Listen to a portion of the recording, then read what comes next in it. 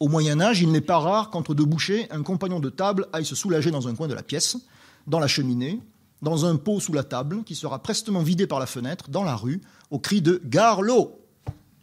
Éventuellement, le même pourra, se torcher dans les rideaux.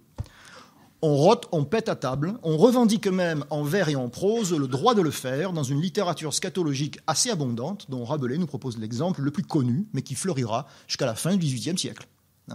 Donc ces choses-là ne paraissent absolument pas anormales, et même s'il arrive que la morale bourgeoise de la discrétion et de la bienséance pointe le nez sensible dès le XVIe siècle, avec Erasme par exemple, ce sont en général des choses qui excitent plutôt le rire. Deuxième exemple, dans la sexualité, qui est une autre activité qui relève de l'intimité, de la présence à soi sous la forme du sentiment du désir, la norme sociale s'empare en réalité entièrement de l'acte.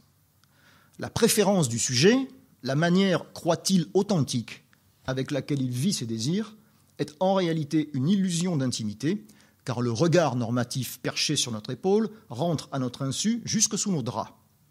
Dans un champ si lourd d'enjeux, la reproduction, l'identité, la famille, la préférence fait toujours l'objet, si elle était prise au sérieux, d'un soupçon de dérive ou de perversion, si vous préférez. Dérive de genre, dérive de fréquence, dérive de pratique. Heureux celui qui arrive à garder secret le jardin de ses délices, de l'œil inquisiteur des lois, des mœurs et du bon voisinage. La miction et la défécation, elles, ne connaissent pas le genre, imposent leur propre fréquence et la pratique est partout la même. Le secret des WC, tout le monde le connaît, à la différence du secret des alcôves. Dans ces conditions, comment peut-on parler ici d'un rapport authentique à soi ? D'un rapport d'intimité qui soit autre chose qu'une fausse conscience de soi ?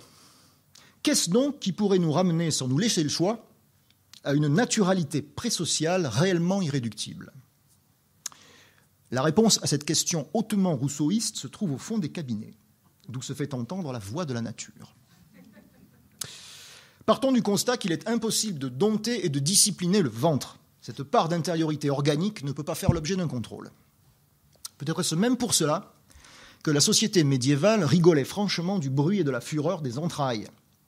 Comme le disait Montaigne, sur le plus haut trône du monde, on n'est jamais assis que sur son cul. Et lorsque vient le moment de rendre à la nature ce qu'elle réclame, le cul d'un noble ne se distingue pas du cul d'un roturier, raison pourquoi l'aristocratie garda le même goût que le peuple pour le scatologique jusqu'à la Révolution. Donc l'invention de cette distinction des mœurs culières sera le haut fait d'une classe sociale nouvelle, la bourgeoisie. L'invention des WC, curiosité anglaise de la fin du XVIIe, redécouverte et instituée au XIXe en modèle pour le monde civilisé, coïncide avec l'extension de la classe bourgeoise.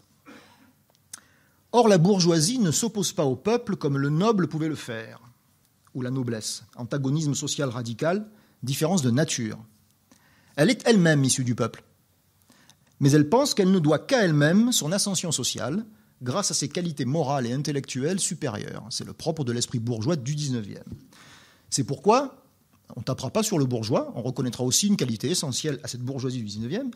Le bourgeois du XIXe est aussi souvent un progressiste. Il veut développer en quelque sorte la philanthropie pour les ouvriers charpentiers. Il est l'homme du transit de l'humanité vers un avenir meilleur, par la force des nouveaux héros que sont les ingénieurs, sous la houlette des nouveaux sages que sont les médecins. La morale bourgeoise sera la morale de cette discipline, du contrôle du corps, de la rétention, de la discrétion, de la distinction. Chez ces gens-là, monsieur, on ne fait pas caca. Ou presque. Ou presque. C'est cette nouvelle classe sociale qui va organiser la grande disparition. En effet, la seule manière de contrôler quand même ce qu'on ne peut contrôler, et nous avons dit que l'organisme ne pouvait être, du point de vue du transit, contrôlable, la seule manière de contrôler ce qu'on ne peut contrôler quand même, c'est de l'exclure et de renforcer l'ostracisme moral du corps. Les WC permettent d'orchestrer une triple disparition du sujet, et c'est la clé de leur succès. Disparition de son corps, disparition des productions de son corps, disparition des représentations relatives aux productions de son corps. Escamoté dans un lieu clos, closet, pour faire quelque chose dont le produit lui-même disparaît grâce à un ingénieux procédé hydraulique où l'eau retrouve sa symbolique primitive de purification, water, le sujet bourgeois voit, pour finir, la chape de plomb des euphémismes, périphrases et circonlocutions se refermer sur lui comme l'abattant des toilettes. Plus question dans le monde bourgeois d'aller aux chiottes ou au goguenot. On va aux toilettes, à la garde-robe, à la pièce d'eau, au WC, aux commodités, au lieu d'aisance, voire, plus inquiétant pour nous qui sommes aujourd'hui au lieu unique, on va au lieu. Vous êtes priés de laisser cet endroit aussi propre en sortant qu'il était en rentrant. Donc, l'intimité des toilettes, injonction sociale visant à faire disparaître l'innommable exercice, constitue le moment punitif que l'ordre bourgeois impose au corps toujours coupable, toujours impur, c'est-à-dire, dans la nouvelle terminologie hygiéniste qui s'est imposée jusqu'à nous, toujours sale. L'obsession de la pureté du corps et de ses interdits intéressait évidemment toute la zone génito-anale et la morale bourgeoise, candide pourvoyeuse de jouissances inédites, contribue à associer fortement WC et sexualité, et notamment les WC publics. Il fallut, par exemple, que les latrines des lycées ne fussent pas trop accueillantes, de peur que les élèves ne sentissent branler leur ferme résolution morale. Les Vespasiennes devinrent vite des lieux de rencontre homosexuels, et comme tels extrêmement surveillés par la police. Quant aux toilettes mixtes, la simple idée qu'hommes et femmes s'y croisent retarda jusqu'au XXe siècle leur usage courant et leur construction même. Bon, on va arrêter de taper sur le bourgeois. Retenons toutefois que si vous voulez embêter le bourgeois, il faut emmerder le bourgeois. C'est-à-dire lui parler scatologique. Voilà. Donc arrêtons de taper sur les bourgeois, prenons acte des effets positifs de cette civilisation des mœurs par les WC. L'embourgeoisement des logements par la construction, dès les années 1880, de toilettes privées dans les ancêtres des HLM, améliorera grandement la santé des populations pauvres. Et ça, c'est un produit de la philanthropie de quelques sociétés du 19e. Donc enrayant évidemment les maladies qui étaient fréquentes dans les grandes villes et la mortalité infantile.